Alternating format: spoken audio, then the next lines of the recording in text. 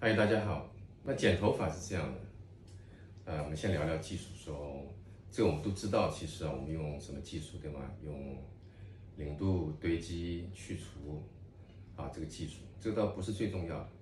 的最重要的是我们要理解我们剪发的技术，它在表达什么。打个比方说，我用不同的零度堆积去除的技术，它在表达一种什么样一种形式感，就是怎么样一种形式的肌理质感，这是第一个。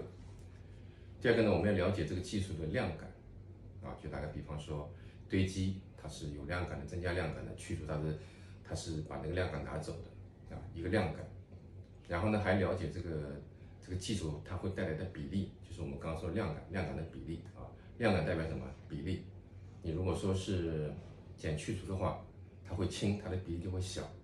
然后减堆积的话，它就会重，它有量感，它的视觉上是有量感，但它的比例也会大一点，对吧？其实剪头发最关键的是什么？最关键的是发型的构成就这个发型怎么样组合起来的这个跟我们平时你们在学这个基础的这个技术的时候，它有点不一样。因为在学基础的时候，它有些固定的一些系统的模式，说我这个头发固定的怎么去组成它我用什么堆积前后怎么剪，用什么去除或者用什么堆积加去除，它是一个固定的一个训练的模式然后它的发型的一个构成，它也是有个固定的模式的那个我觉得那个只是说一个课堂里面的东西那真正的当我们去理解了这些基本东西以后真的要去来做发型的设计、发型的裁剪，关键是说我们要有一个发型的一个不同的一个构成的概念我这个发型是上下构成的，还是前后构成的还是有一个上下前后的这么一个组合构成的这才最重要，这个才能让你把这个技术然后把它变成发型的方法然后你学技术的时候，其实不光光是学手上的东西是动手，而是你理解说我做的每个东西它在表达什么它的形式感、它的比例感、量感、它的视觉性是什么这个反而是最关键的。好，那我就说一下发型的构成嘛，就是一般来说我们一个发型的构成，我们首先来分区，对吗？分区什么概念？分区就是说我们要把不同的头骨区分开有些地方打个比方，为什么顶区要分开？因为顶区它是朝上的，其他地方都朝下的，对吗？这一个分开。然后呢，还有一个枕骨的地方，它是一个不同的一个头骨不同的头骨地方它有什么作用？就打个比方说，我们所有头发靠比较下面的地方这些分区，它都是一个外线的一个处理作为一个外线的这么一个长度的一个设计和处理的这么一个它的一个功能的作用，它的一个角色。那靠中间的这些地方呢，主要是说它是来平衡整个头发的一个重量比例或者形状的，只是靠中间的这部分头发这我们要理解这个分区跟就头骨的这个不同的区域，它的一个功能性作用在发型里面的起到。最上面的这一层呢，它是什么？它是等于说是上面的一个动感区然后它会产生一些层次纹理这么一个地方。所以分区的这个不同地方的区域的作用，我们要很理解。以后呢，就是我们知道它这个发型里面各自扮演着什么角色然后怎么样去组成一个发型呢？完了以后，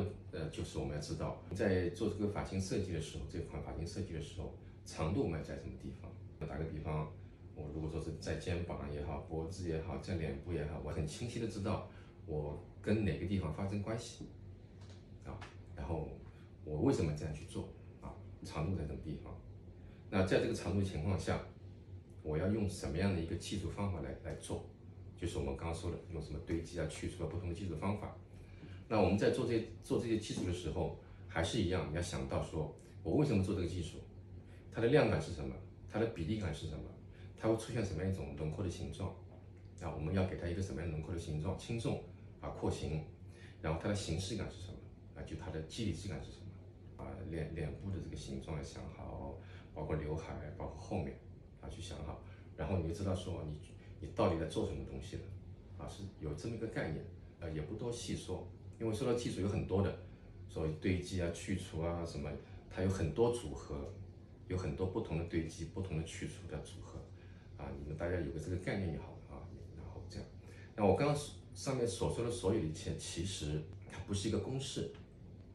它只是一个你对这个发型的这么一个理解，去设计的理解。最终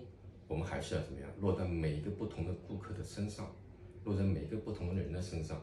啊，在他身上，我应该怎么样来做这个分区，啊，做这个长度的设计，量感的一个比例的设计，形状的设计，跟它之间，跟人物之间，它的头脸型，啊，有什么关系？我想带给他什么？我要表达什么？啊，然后在我这个裁剪的过程当中，啊，这个所有的一些元素在一起的时候，它会给我们怎么样一种视觉感受？啊，就是我们常说的一种什么样的美感，或者一种什么样的风格属性，啊，其实是这么一个整个这么一个过程，啊，但重要的是说，还是这一切要完全的建立在一个人物的这个基础之上。这个是我的一个模特，我要如何把我们刚刚讲的一个发型设计的概念落在他的身上？首先对他有个理解，对吧？先看他的头型脸型的比例，啊，我觉得非常棒，就略微的横向的这个感觉稍微的重了一点点。那当然，我首先确定我今天是会帮他剪一款短发，脸部的短发。在这个脸部这个长度情况下，我觉得呢，首先我要做的第一点是说，要把他的头型脸型感觉略宽的地方，首先从比例上，我要把它收的紧致一点，啊，让那个有一个更好的一个纵深感这么一个比例，那这就会把它的整个头型脸型给平衡掉了，啊，这是一个长度跟比例的关系。然后去看它整个确定的后面的长度、侧面的长度、刘海的长度，它的整个脸型，我觉得说后面不能剪得特别的短和瘦小，啊，我会稍微留点长度，留点这种不是说重量，留点长度的比例，来平衡一下它的侧部的这个脸型啊，因为后面有发量了以后，啊，这个侧脸看起来会比较什么，会平衡的会比较小一点，这样。首先它顶区的发量会比较少，偏贴塌。所以呢，我就决定说，我会把它顶区剪得要轻一点，啊，然后不要有太多头发挂在脸上，非常没精神。我是希望有些刘海，有些头发在它刘海的位置轻轻的在这个脸部这边做一些修饰，对它整个脸型说有点视觉性，有点感觉。第二呢，可以平衡它整个比较细软贴少的这个发质发量的关系，让它变得更加生动一点。啊，然后就是它的侧脸，侧脸我是希望说把它打开侧脸。但是呢，有一点点的头发来稍稍的柔和一下它的这个侧部的脸型，当然也是收的紧一点啊。那这样，那有这个侧面有这么一个设计以后呢，正好也是可以平衡到这个从前面的短到后面的这个长的这么一个过渡啊，一个连接。我今天用的基础是会用一个去除的技术，不会用堆积。如果用堆积的话，我会加大它的整个一个量感的比例，对吗？会让它显得比较宽大一点，这个是不好的。这第二点呢，如果用堆积的话，它头发比较细软，它会压下来，没有动感，它会贴没有形啊。然后它头的某些地方还是有点平的。我是希望通过把量感去掉，用一个做轻的方法，让头发起来以后呈现一种曲线弧度来修饰它饱满它的头型啊，让它头型变得有点曲度，该饱满一些。所以整个头发都会用去除来修剪，这样。然后从轮廓的形上来说呢，后面还是有一点这样的一个曲线的形状啊，曲线型中间让它稍微的起来，有点曲度饱满一些，这么一个感觉，也不是圆形啊，也不是说什么菱形啊或者圆形，而是只是有一点曲度这么一个形状，所以你可以理解成一个类似于一个偏圆菱形这么一个感觉，修长一点的。前部的整个廓形还是跟着它的脸型，把上面收窄一点，让侧区收紧一点，修饰一下脸型。所以说是一个比较瘦的一个圆形，这边只是一个比较直线的一个收敛的这么一个形状，轮廓的形状。然后从整个视觉上来说呢，因为我是全部用去除来剪的，所以说呢它会比较多丰盈的那种什么层次感，啊就不会那么压，就有很多层次。啊，我们为什么要理解这些不同的这种层次肌理质感呢？因为这个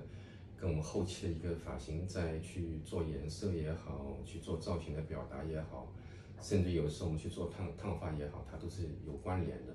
因为有些头发不同的质感、不同的层次感，它的色彩的方向，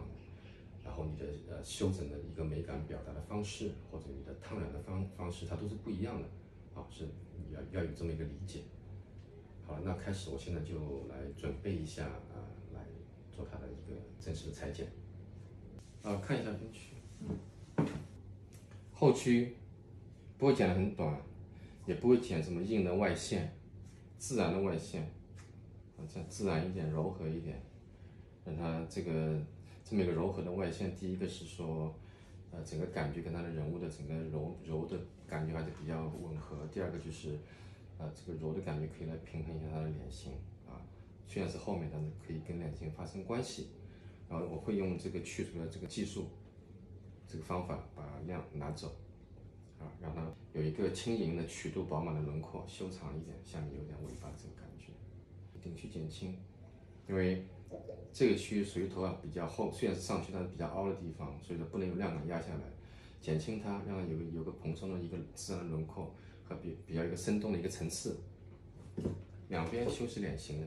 这样，然后整个顶区就会找到一个比较适合它脸型的长度，拉起来，把里面的重量拿走，找到一个好的一个脸型长度，让它头部这个脸部这个地方有一点柔和的丰盈的视觉，这么一个设计。所以前面会比较短，上庭的这个差不多这个地方，侧面会在脸中的或者中下的这个地方，后面就在脖子的这个地方，这样一个设计，然后全部是拿走亮感轻盈的，收紧它的轮廓，显出一个比较生动的、丰富的一个肌理感、层次感，这样。好，我就开始。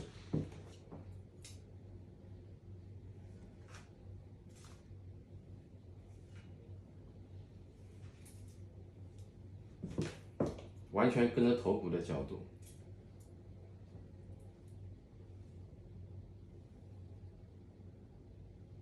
上面的这个长度落点，基本上要快到这个发际线的地方，不能太短，太短整个型就会更轻凹进去了，这样凹进去的话，后面小，那对前面的这个脸型是没有帮助的。我让后面还是要显得稍微有点亮感，拖出来一点，所以不能太短。然后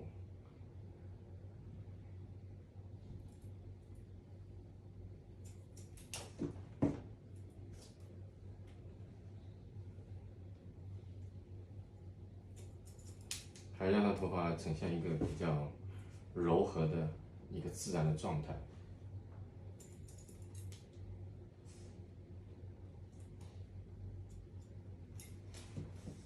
剪完第一片一定要先看一下整个轮廓的形状、亮感的比例的分配和长度的落点，整体的要观察一下。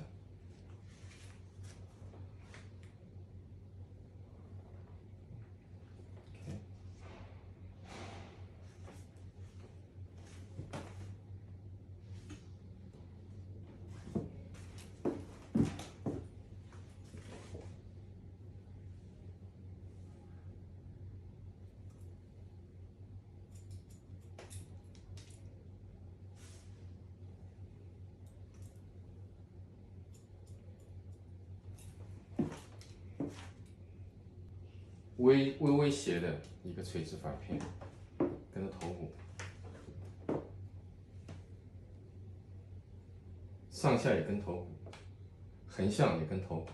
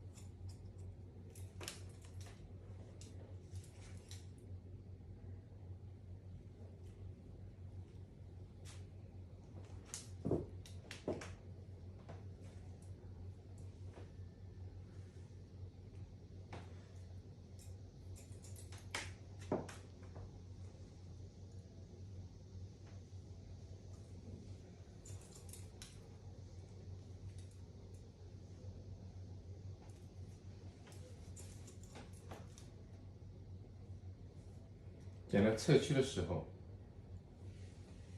我们要把头发拉到侧面来，然后，其实跟着头骨的话，你会发现一个细节，就是这个角度在自然的跟着头骨，其实是在往上提升的啊，低一点的，慢慢到这个侧区，啊，不是我要提升，这个跟着头骨自然的形状的一个转变，啊，这样的整个量感就会从后到前，它是会比较均匀一点。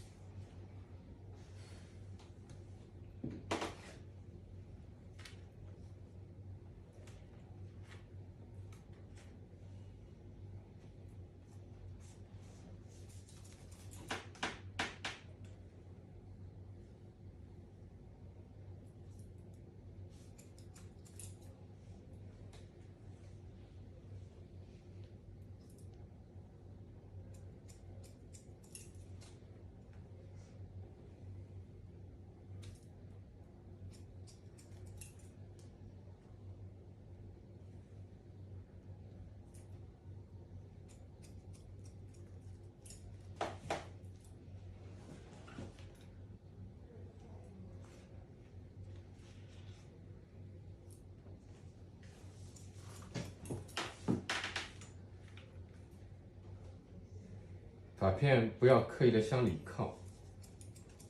跟着头骨一点，让它横向也有一个头骨的这么一个曲度，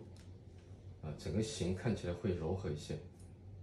不是那么一块硬的，啊，它是有一种一种活动的一种生命力。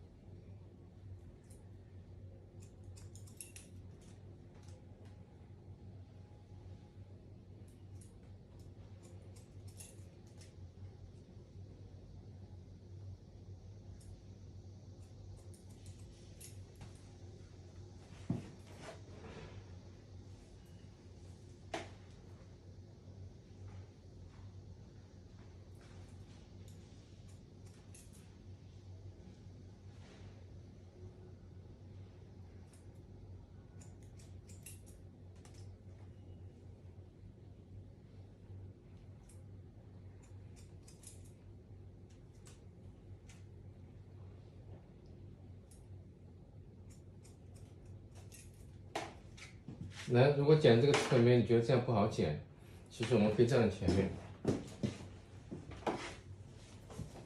这样也可以一样的。其实我示范一遍，我做一遍给大家可以看一下。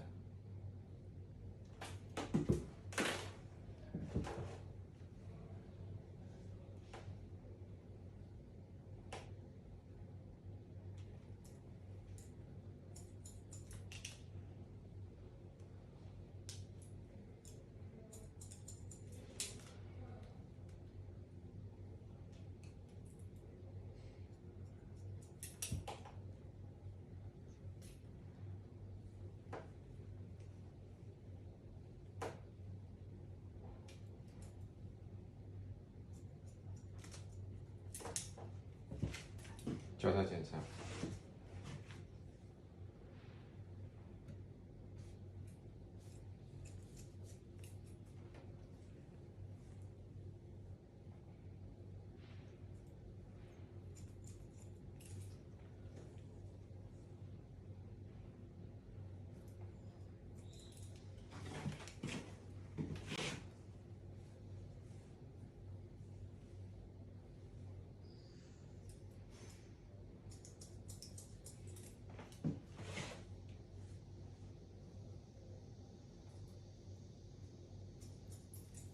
在靠这个上面拐角的地方，我们也要跟一下头骨这样，不要拉到中间放长，还是要跟头骨。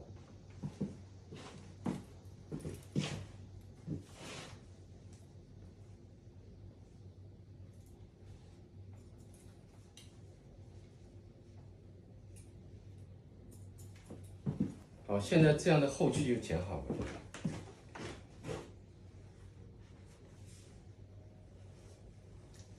饱满它的这个头骨，然后下面它的曲度收一下，这样。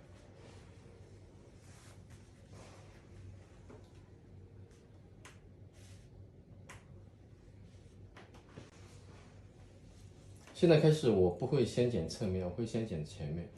先剪顶区，因为侧面的这个形状，我是要看顶区剪完了以后，用顶区这个形状跟后面这个形状之间产生个连接，我再来用它们之间做导线，我再来剪它。所以现在我不剪它，这样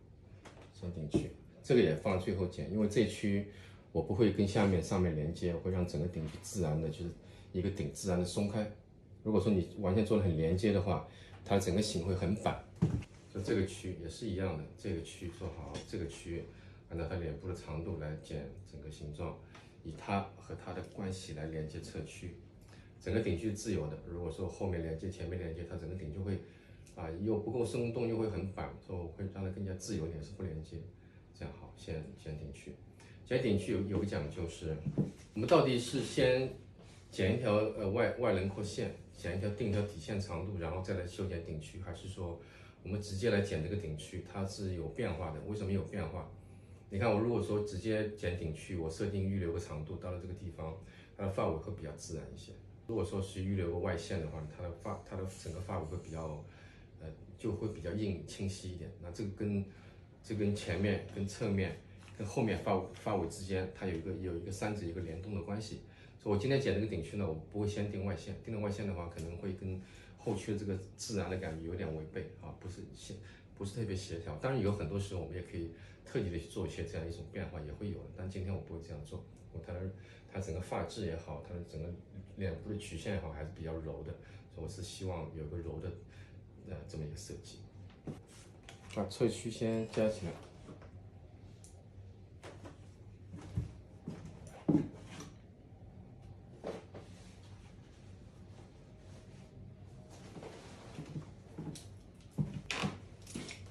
在设定整个顶区的前面长度的时候，我们也会有些设计变化的。有一种是说，我会刻意的把前面剪短一点，剪得很短，这边短一点，然后这种比例纵深感觉会让它大一点，前后对比会反差大一点，它会有一些更强一点的视觉性。一个是说我把顶区稍微放长一点，前后都比较柔和一点，是两种不同的感觉。这样，那今天呢，我是想不会剪它短。不会剪那么对比这么大这么硬，我会剪得稍微长一点，柔一点。然后呢，我也会是想让它整个刘海可以放到前面，可以往两边梳啊，可以有些不同的一个造型的方法，这样。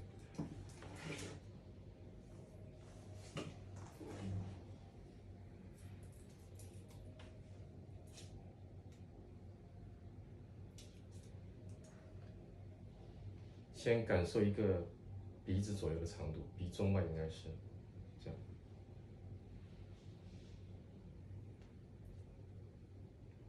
来跟着头骨来剪去除。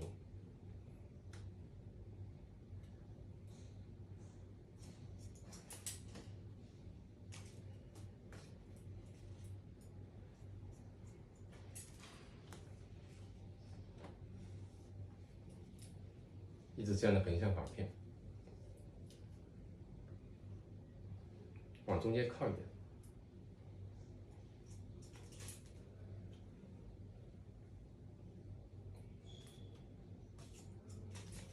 这样跟着头骨来修剪。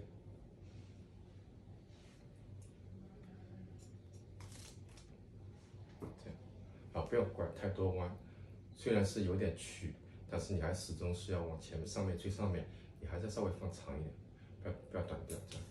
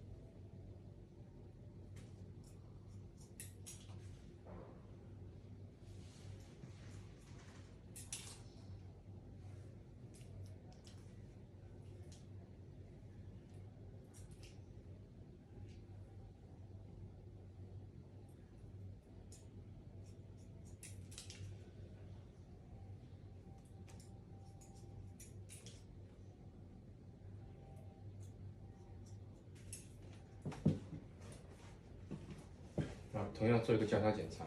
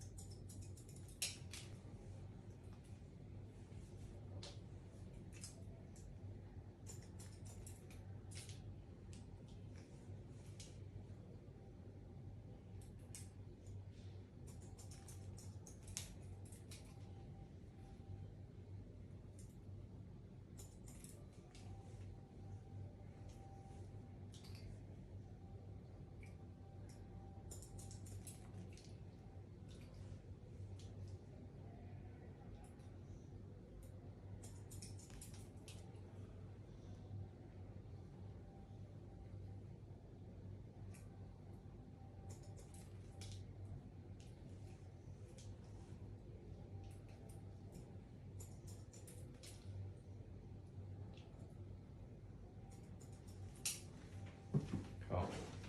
最后这个外线最后再来清理，然后先来连接侧区、顶区和后区来剪侧区，这样。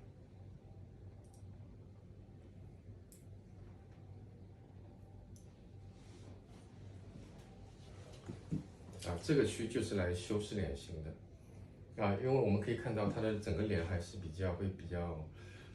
柔，没那么立体，所以说我会有些头发的这种基底感、发尾、层次感，来丰富一下、丰盈它脸部的视觉，这样，包括侧区也是一样，不会剪干净，啊，层次感来丰盈它脸部的视觉，让它变得更加的丰富一点，不要很干净、很硬的那种。那很多时候我们在剪这个侧区的时候，我们可能是会剪不连接，对吗？啊，不连接都很容易剪。啊，我单独的有一个头发，我只要把这个脸型修饰好了，从视觉上面看起来，侧屈、后屈、前屈它是比较过渡的会比较好一点，协调一点的。啊，其实有的时候不用，我们要学一点啊，不要学老师不连接的减法，我们要学一点连接的减法啊，这学点真技术、真方法，不要学些是偷懒的方法。这样，我也知道很多人说不连接的话，就是会说，如果我连接了，可能它的整个形做不好，重量做不好。啊，其实我不连接可能会更加自由一点，啊，其实不用这样，因为你要减侧屈，你要减什么量、什么长度，其实可以通过你的这个所谓的高、中、低来控制它的，控制它的整个长度、形状和它的整个那个量感啊。你看，我就不要拉得很高，我拉得低一点，拉得低一点，我的手可以怎么样？我的手可以是一个去除的角度，啊，它就不会那么长，然后它的量感也不会那么，它的量感也不会什么，不会那么重，也会轻的、柔的。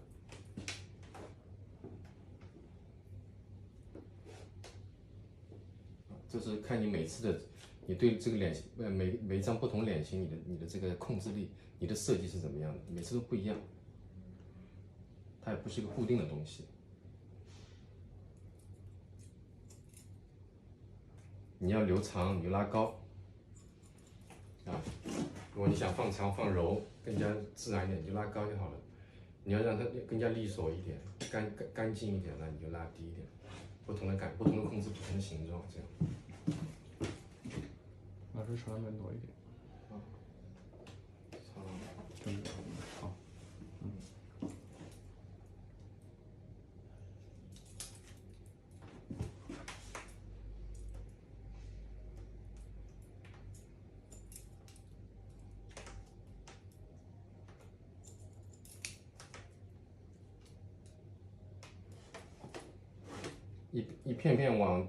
一片片移位，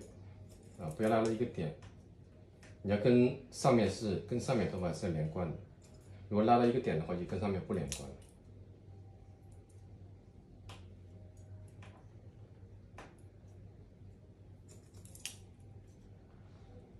在做这步的时候，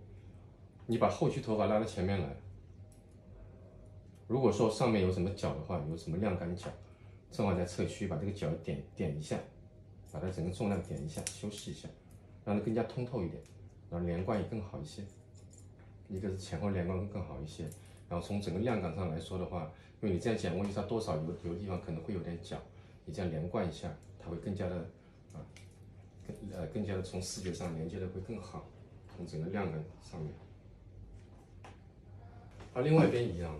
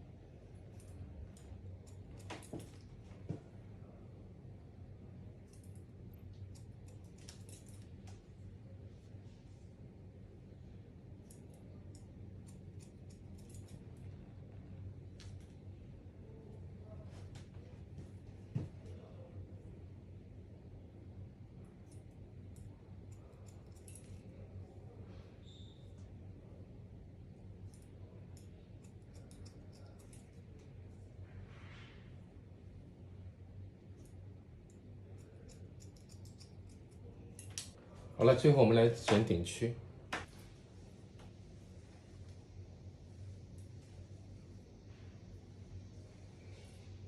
如果说你不想让它更加生动闪一点，让它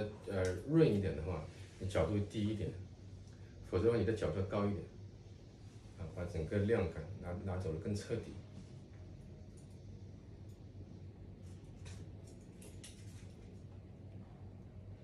长度也很重要，啊，绝对不能高过那个枕骨的地方，如果高过的话就很奇怪，还在枕骨下面延伸一点。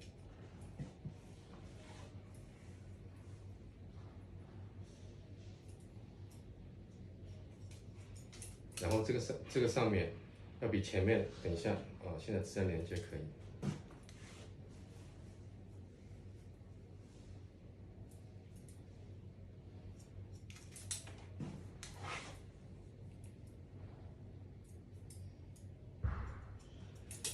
现在我这样剪完，它跟前面是自然这样有一个连接的。那等一下我会把前面这个中间的这个地方，就是前面最里面这个角，这个亮我会把它去掉，然后前面也更散开一点。但是这个前面的外线的这个长度也不能动它，啊，这样整个顶区会更生动，对它整个头型的一个纵深感，对它的发质的一个轻盈度都有帮助的。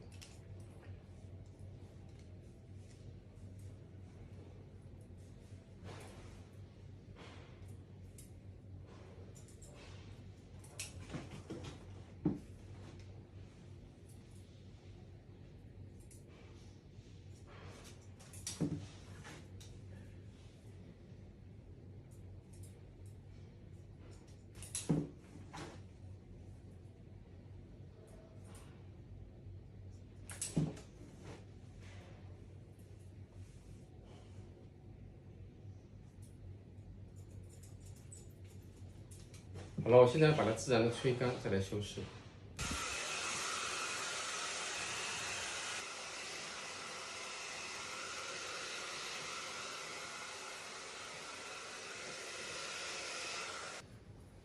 好了，吹干以后呢，来调整一下。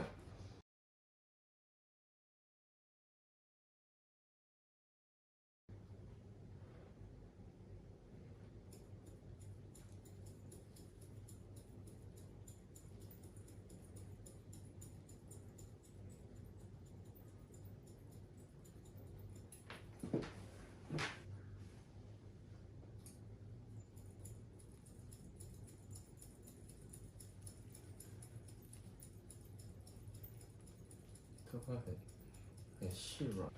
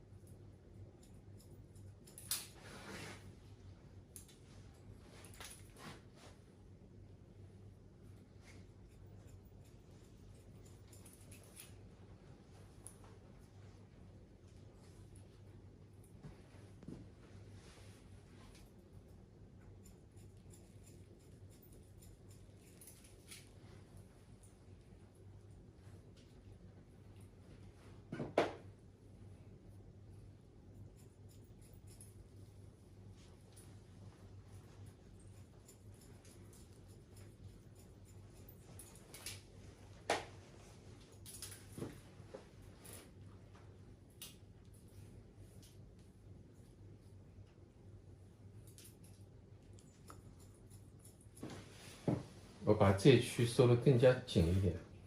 然后在这个过程当中，也把它的一些两边不同的发根也调整一下。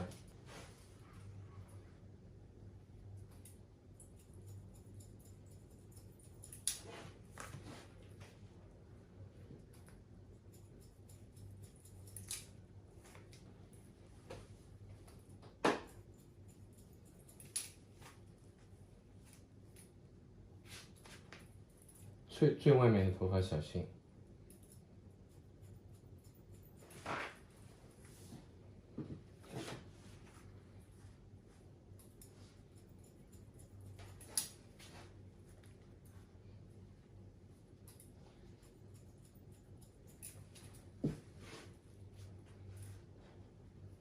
我在剪，其实是剪的上方更多一点，下面是很少的。下面一剪的话，它的外线就会被破坏，就不好看。里面可以做轻一点。好，它这里面有几根翘的头发，我要把它修饰一下，头以后撑出来，这样直接就缓解就好了。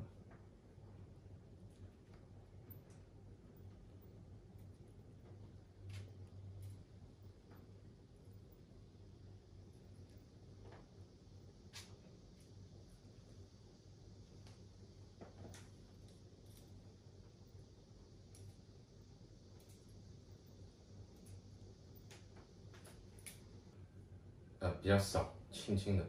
到后面可以深一点，多拿走一些重量，让它顶部松起来，头发也没那么贴了。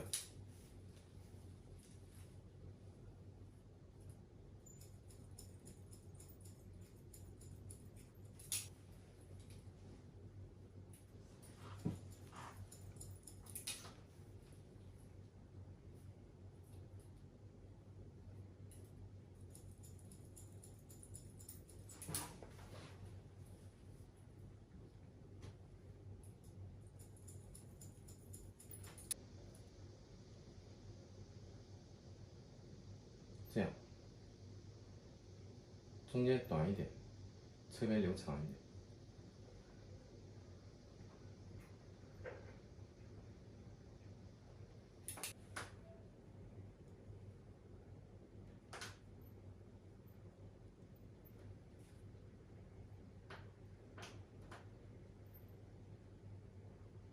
因为他头发是比较直没型，所以呢，我会给他一些这样的，让他看起来没那么直，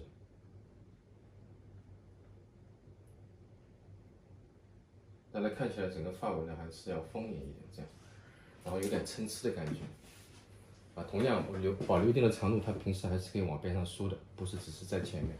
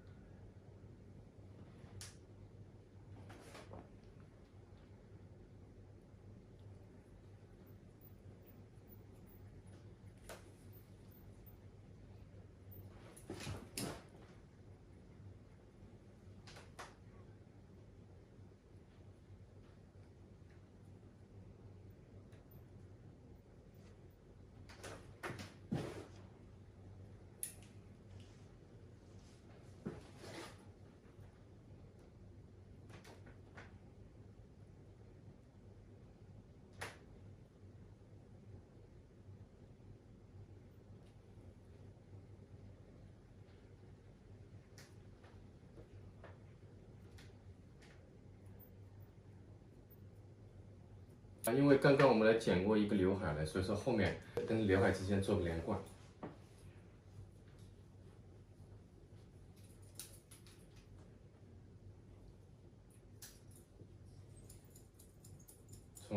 从这个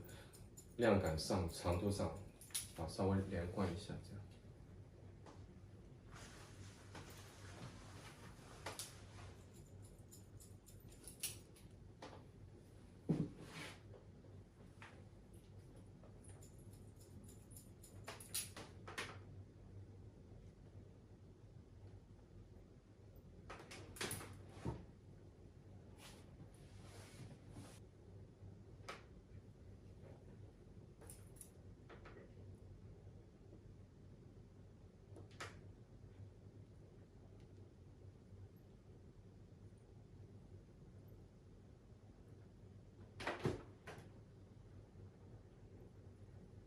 我来讲解一下刘海怎么剪啊。然后我现在分出一个整个一个刘海，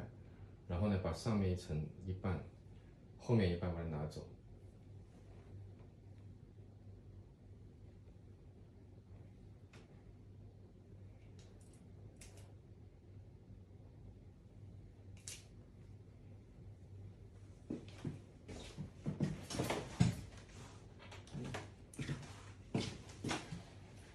然后把后面一半夹起来。我们把前面平均的分出，中间1份，两边2份，平均分3份。先从中间分开始拉出来，长度先设定好，然后呢，把中间剪凹掉，这样。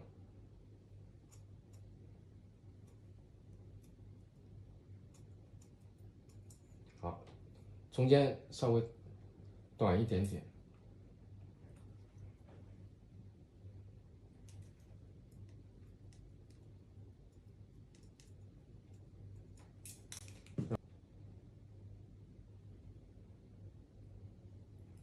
两边也是一样的，把中间剪凹掉，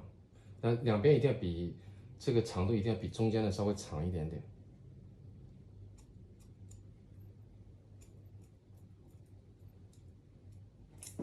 这边也一样。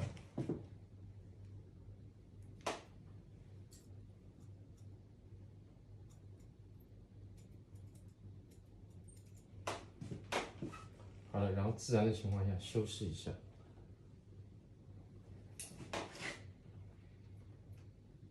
因为有的时候它发根落点它不一样两边，所以说修饰一下，然后放下顶区，